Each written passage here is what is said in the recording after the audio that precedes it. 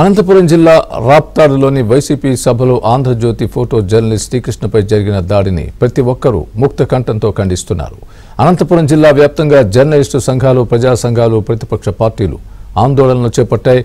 Dharmavaram press club ఆధ్వర్యంలో భారీ నిరసన ర్యాలీ చేపట్టారు.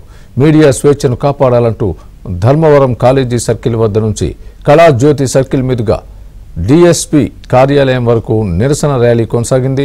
శ్రీకృష్ణపై దాడికి పాల్పడ్డ వైసీపీ రౌడీలను తక్షణమే అరెస్ట్ చేయాలని ఆందోళనకారులు డిమాండ్ చేశారు.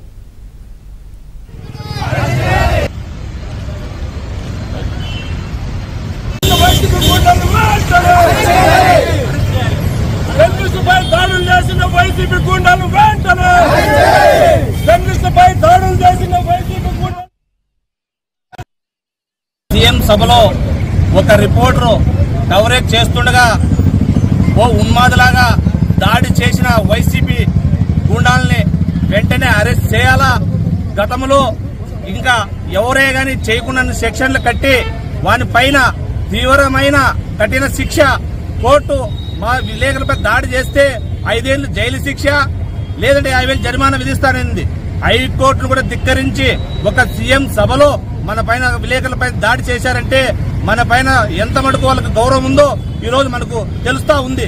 ఇప్పటికైనా సీఎం గారు కన్ను తెరిచి ఆయన సభలో జరిగిన దాన్ని ఆల్ ప్రజాప్రతినిధులు, వైసీపీ నాయకులు అక్కడ ఉండేవారు అందరూ కూడా కఠినంగా శిక్షించి దీన్ని పైన వాళ్ళు కూడా ఖండించాల్సిన బాధ్యత ఉంది. ఏదో మా వారు తెలియక చేశారనే భావన లేకుండా ప్రతి వైసీపీ ప్రజాప్రతినిధి దీనిపైన తీవ్రంగా ఖండించాలా. ఈ రోజు మాకు తెలియజేసిన ప్రతి పార్టీ, అన్ని పార్టీ ప్రజా సంఘ నాయకులు కూడా మేము ధర్మవరం విలేకరుల తరపున వాళ్ళకి ప్రత్యేకంగా కృతజ్ఞతలు తెలియజేసుకుంటున్నాం.